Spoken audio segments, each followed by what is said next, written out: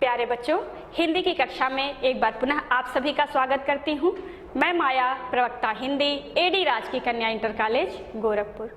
प्रीतम को पतिया लिखूं, जो कहूँ होए विदेश, तन में मन में नैन में ताको कौन संदेश।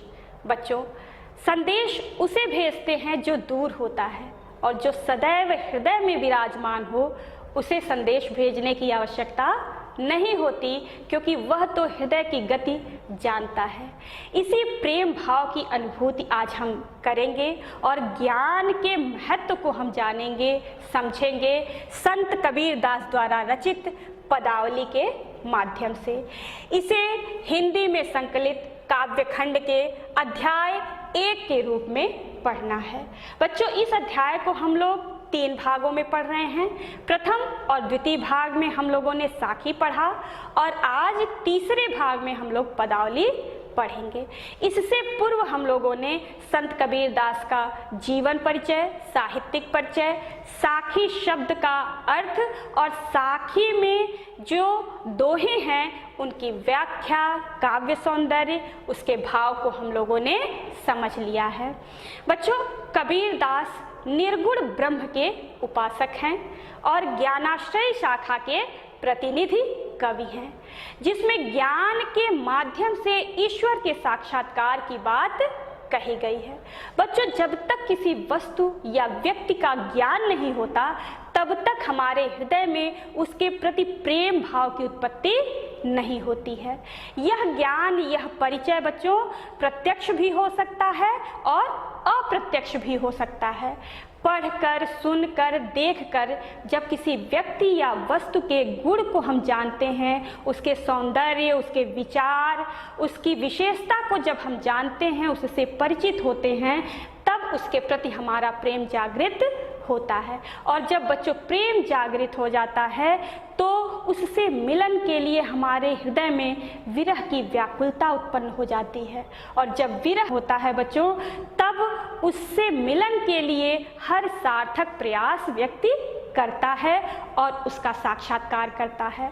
इसी प्रकार से संत कबीर दास भी ब्रह्म का ज्ञान प्राप्त करते हैं अपने गुरु के माध्यम से, कि ब्रह्म ही सत्य है और यह आत्मा भी परमात्मा का अंश है, और यह परमात्मा सर्वत्र व्याप्त है, कण कण में व्याप्त है।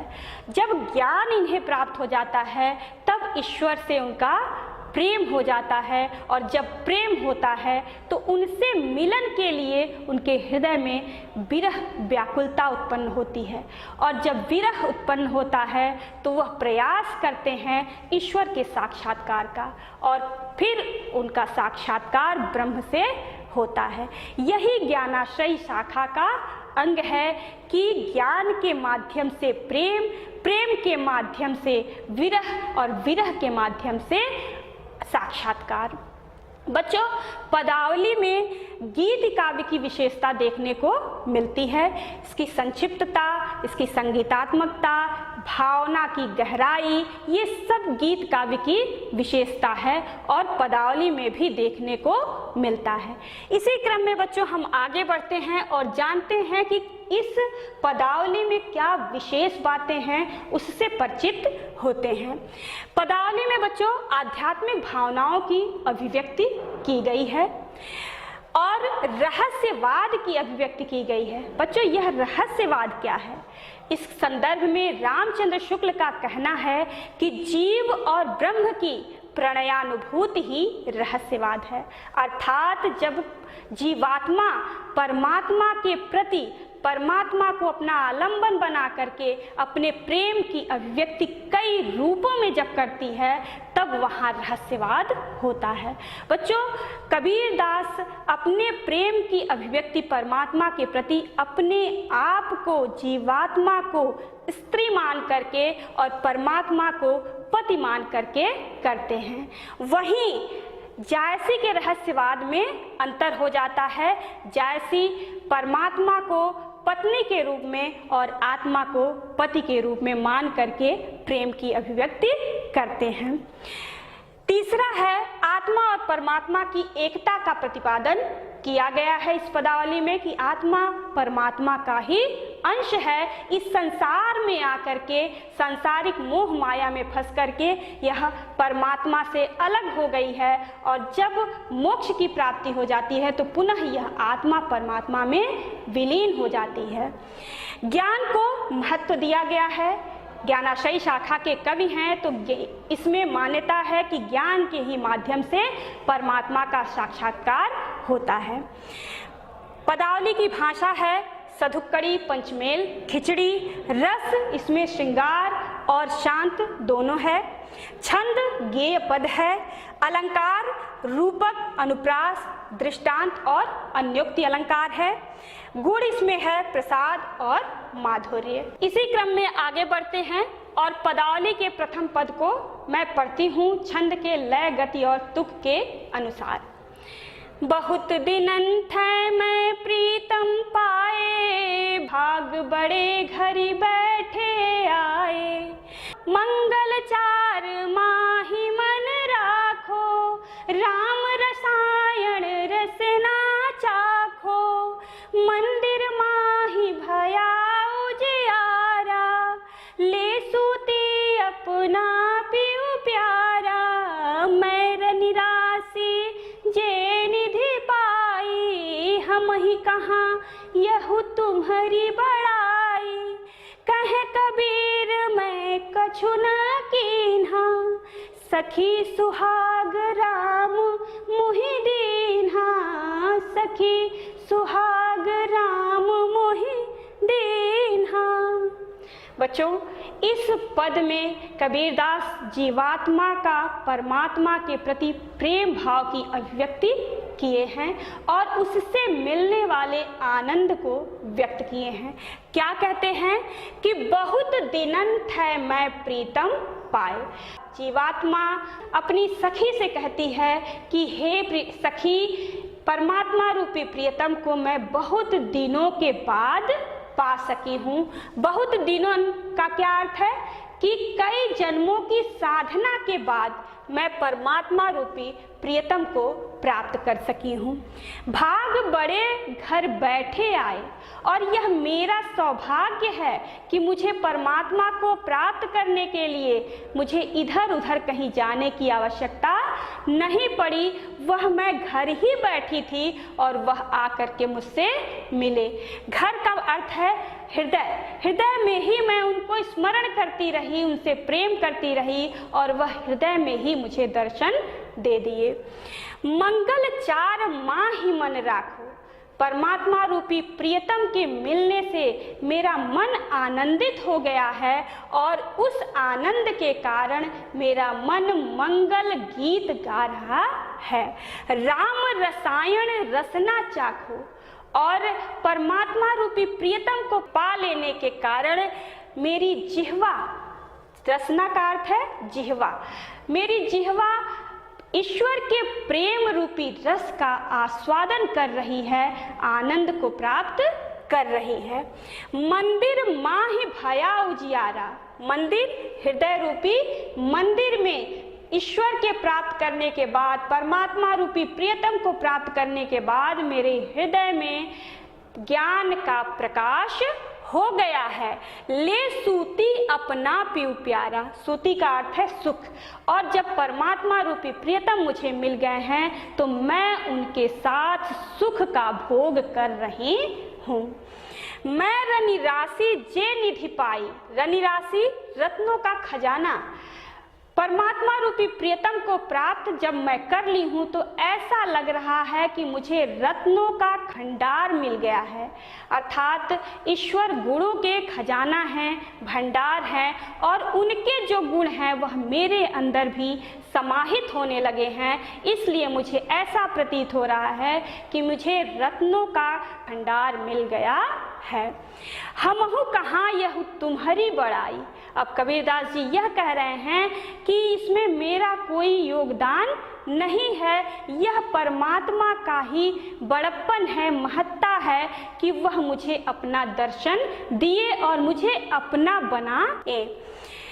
कहे कबीर मैं कछु न कीन्हा। कबीरदास जी कह रहे हैं कि हे सखी, मैंने इसके लिए कुछ भी कार्य नहीं किया है।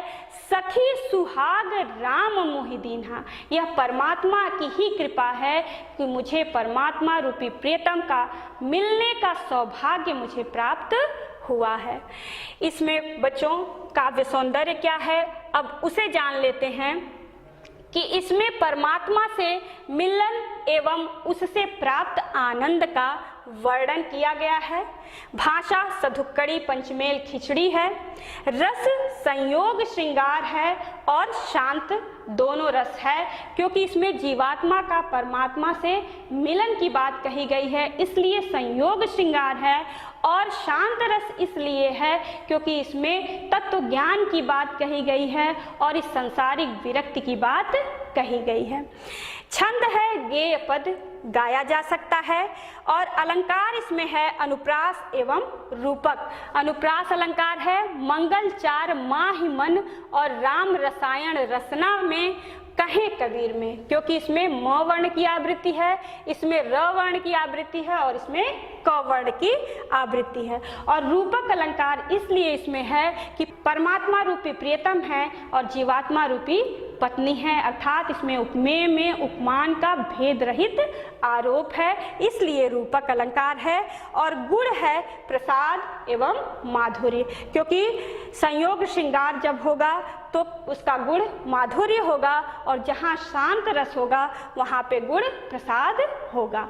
अब हम आगे बढ़ते हैं बच्चों अगले पद की तरफ। संतो भाई आई ज्ञान की आंधी रे, भ्रम की टाटी सबे उड़ानी, माया रहे न बांधी रे, दुचते की दुई थूनी गिरानी, मोह बलिंडा टूटा, तृष्णा छानी परी घरी ऊपरी, कुबुद्धि का भांडा फूटा, जोग जुगति करी संतो बांधी, निर्चूचुए न पाणी, कूड़ कबट काया कनिकस्या, हरि की गति जब जानी, आंधी पीछे जो जल बूटा, प्रेम हरि जन भीना, कहे कबीर भान के प्रकटे, उदित भया तन सीना, उदित भया तन सीना। बच्चों इस पद में ज्ञान के महत्व की बात कही गई है कि ज्ञान के माध्यम से जो हमारे विकार होते हैं, दुर्बुद्धि होती है, वह सभी समाप्त हो जाते हैं। क्या कह रहे हैं कबीरदास कि संतो भाई आई ज्ञान की आंधी रे। हे संत भाईजन, हमारे जीवन में ज्ञान रूपी आंधी आ गई है। अब जब ज्ञान रूपी आंधी आ गई तब क्या क्या समाप्त हुआ, क्या क्या उस आंधी में उड़ गया, हम इस पंक्तियों के माध्यम से जानते हैं कि भ्रम की टाटी सबे उड़ानी। जो हमारे जीवन में भ्रम की टाटी का अर्थ है पर्दा, पर्दा लगा हुआ था वह उड़ गया। उस पर्दे के कारण हम सत्यता को नहीं देख पा रहे थे कि क्या सच्चाई है, उसे हम नहीं जान पा रहे थे। लेकिन जब ज्ञान की आंधी आ गई तो वह भ्रम की जो टाटी थी, भ्रम का जो पर्दा था वह उड़ गया, अर्थात हमारे जीवन से भ्रम समाप्त हो गया। माया रहे न बांधी रे, और वह टाटी, वह पर्दा जिस माया रूपी रस्सी से बंधा था, तो वह रस्सी भी उस ज्ञान की आंधी से टूट गया। अर्थात मैं जो इस संसारिक मोह माया में फंसा हुआ था वह भी समाप्त हो गया। दुचिते की दुई थूनी गिरानी, तृष्णा रूपी जो छप्पर था, इस घर के ऊपर जो तृष्णा का छप्पर छाया हुआ था वह क्या था, उस पर, उस छप्पर को संभालने के लिए आसक्ति और मोह का दो थूनियां लगी हुई थी। वो दोनों थूनी ज्ञान की आंधी आने के कारण टूट करके गिर गई।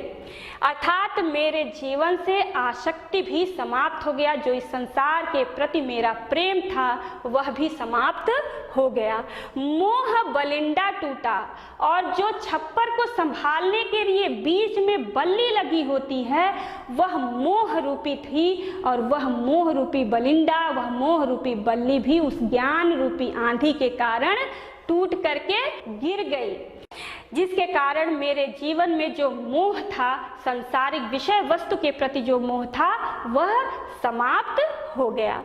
तृष्णा छान परी घर उपरी, तृष्णा का जो छप्पर मेरे घर के ऊपर छाया गया था वह भी उस ज्ञान की आंधी के कारण टूट करके गिर गया। और जब ज्ञान की आंधी से छप्पर गिर गया, कुबुद्धि का भांडा फूट गया, अर्थात उस घर में जो दुर्बुद्धि का जो बर्तन था वह भी टूट करके समाप्त हो गया, अर्थात मेरे विचार भी सद्वृत्तियों वाले हो गए। जोग जुगत करी संतो बांधी, निर्चु चुवे न पानी। अब योग साधना के माध्यम से संतों ने सद्वृत्तियों का जो छप्पर छाया, उस छप्पर में अब मोह माया रूपी, आसक्ति रूपी पानी का एक बूंद भी प्रवेश नहीं कर सकता है। कूड़ कपट काया का निकस्या, हर की गति जब जानी। कबीरदास जी कह रहे हैं कि जब मैंने परमात्मा के स्वरूप को जाना, जब परमात्मा के प्रताप को मैं जाना, तब मेरे हृदय में जो कपट था, कूड़ा कबाड़ा था, वह सभी निकल गया, अर्थात मैं सद्वृत्तियों वाला हो गया, अच्छे आचरण वाला हो गया। आंधी पीछे जो जल बूटा, प्रेम हरि जन भीना।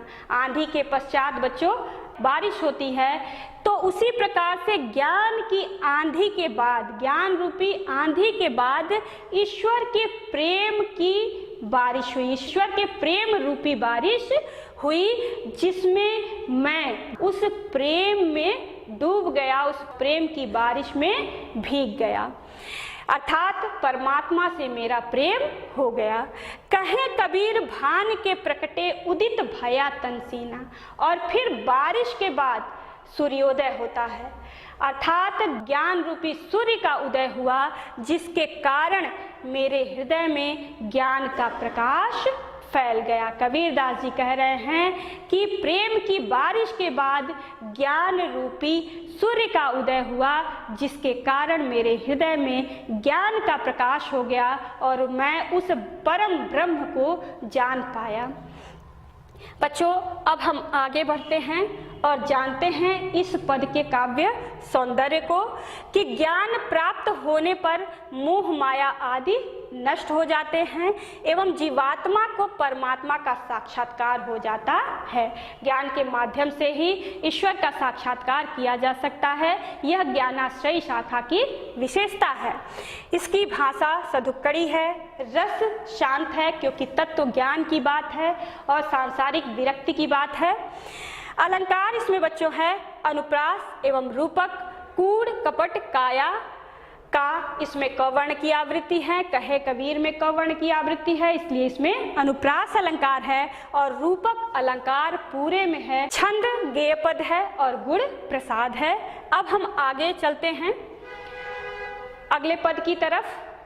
पंडितवाद बदनते झूठा, राम कहिया दुनिया गति पावे, खाड़ कहिया मुख मीठा, पावक कहिया पाँव जे दाझे, जल कहीं तृषा बुझाई, भोजन कहिया भूष जे भाजे, तो सब कोई तिर जाई, नर के साथी सुवा हरि बोले, हरि प्रताप न जाने, जो कब उड़ी जाए जंगल में, बहुरिन सुरते आणे, साची प्रीति विषय माया सु, हरि भक्तन सुहासे, कहे कबीर प्रेम नहीं उपज्यो,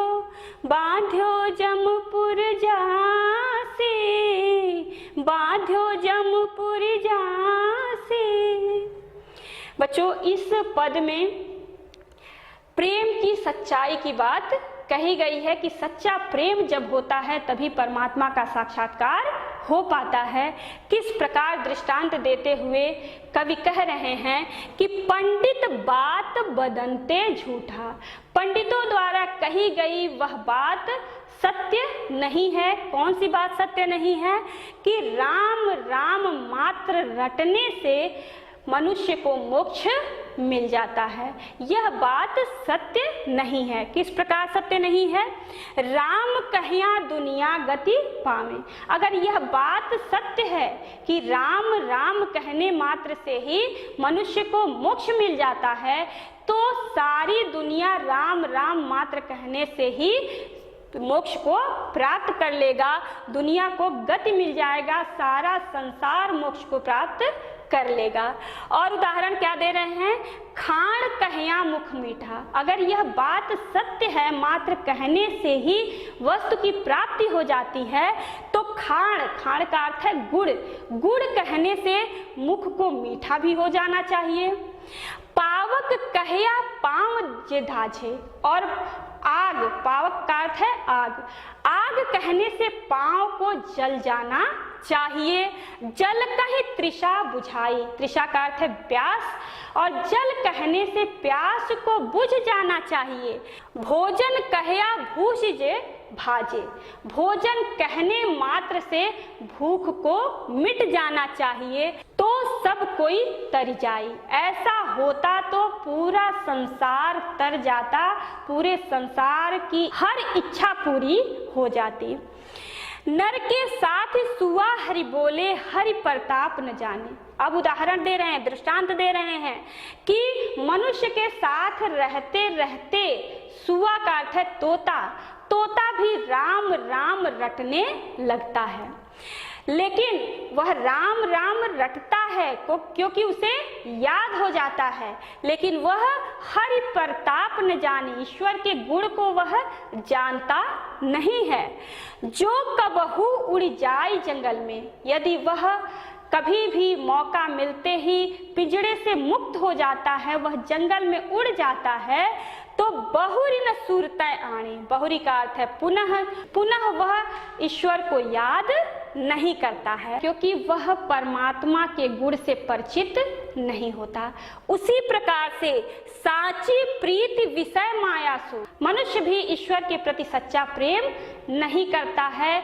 अगर वह मात्र रटता है राम राम, तो इसका अर्थ यह नहीं है कि वह ईश्वर से सच्चा प्रेम करता है।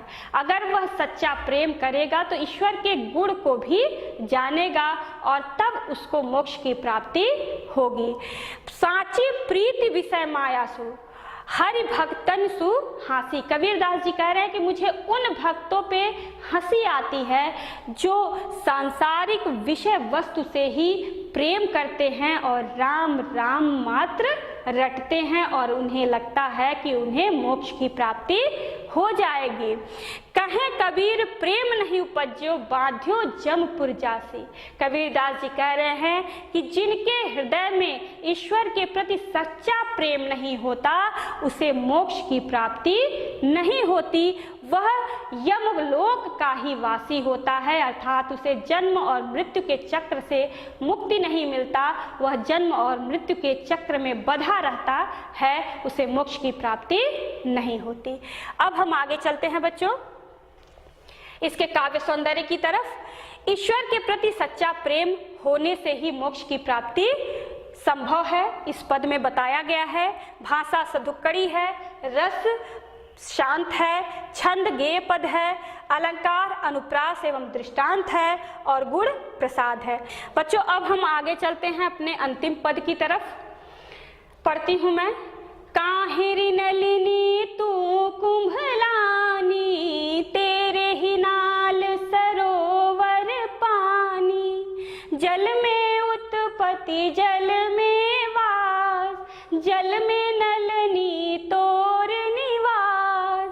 ना तल तपति न ऊपर आग, तोर हेतु कहूँ कासन लाग। कहे कहे कबीर जे उदिक समान, ते नहीं मुए हमारे जान, ते नहीं मुए हमारे जान।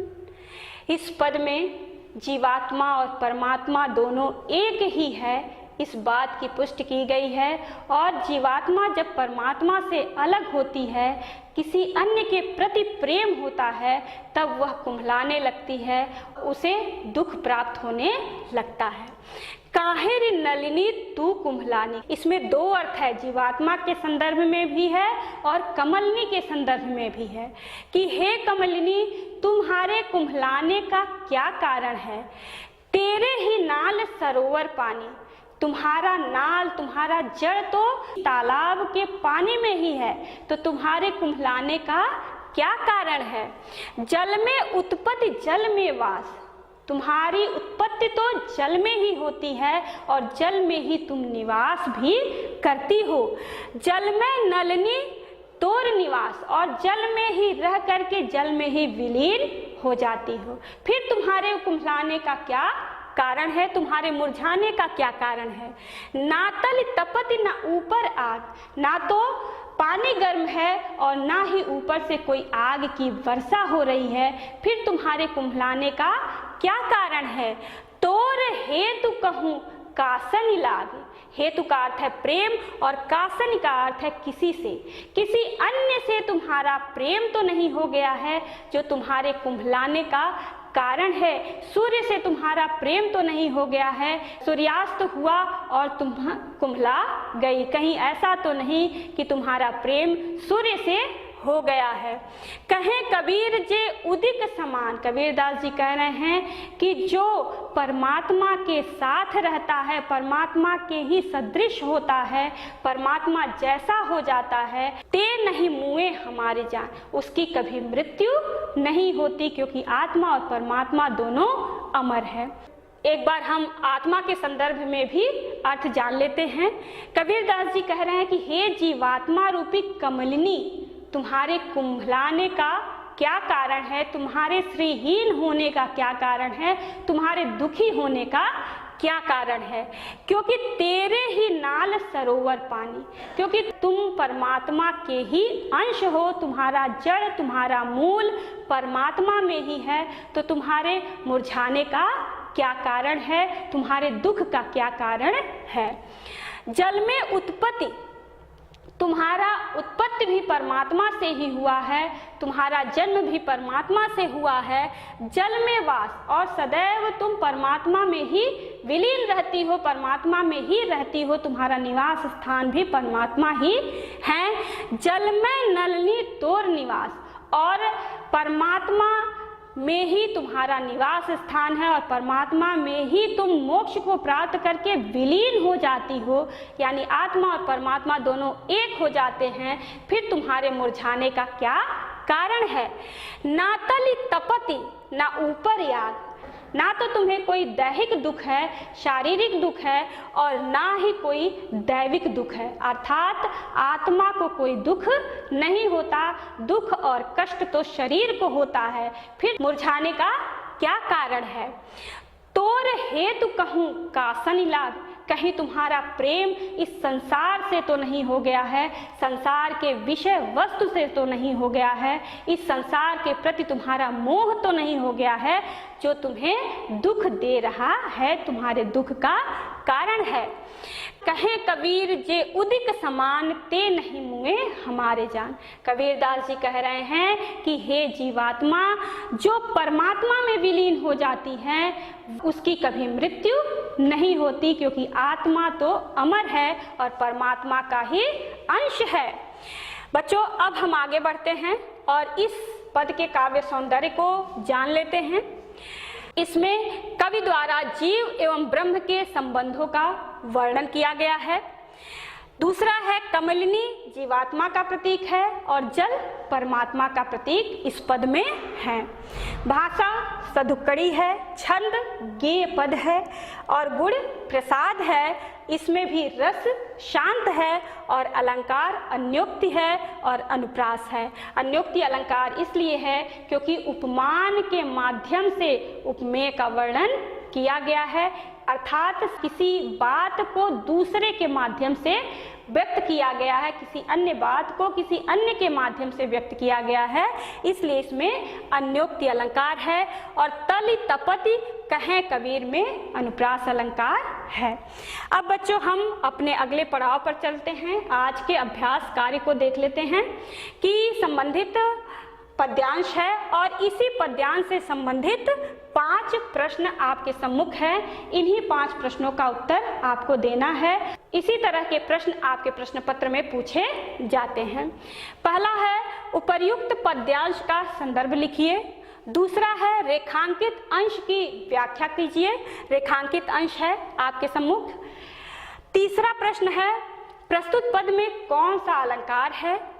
चौथा है कवि किस ज्ञान की बात कर रहे हैं। और अंतिम है पानी शब्द का 2 पर्यायवाची शब्द लिखिए। इस प्रकार बच्चों हम लोगों ने साखी और पदावली को पढ़ लिया है, जिसमें ज्ञान को महत्व दिया गया है और ज्ञान एवं प्रेम के माध्यम से ही ईश्वर के साक्षात्कार की बात कही गई है। इसमें दृष्टांत के माध्यम से अपनी बातों को कबीरदास जी ने व्यक्त किया है। निश्चय ही आपको यह पाठ समझ में आया होगा। पुनः मिलेंगे नई पाठ योजना के साथ। तब तक के लिए धन्यवाद। खुश रहिए।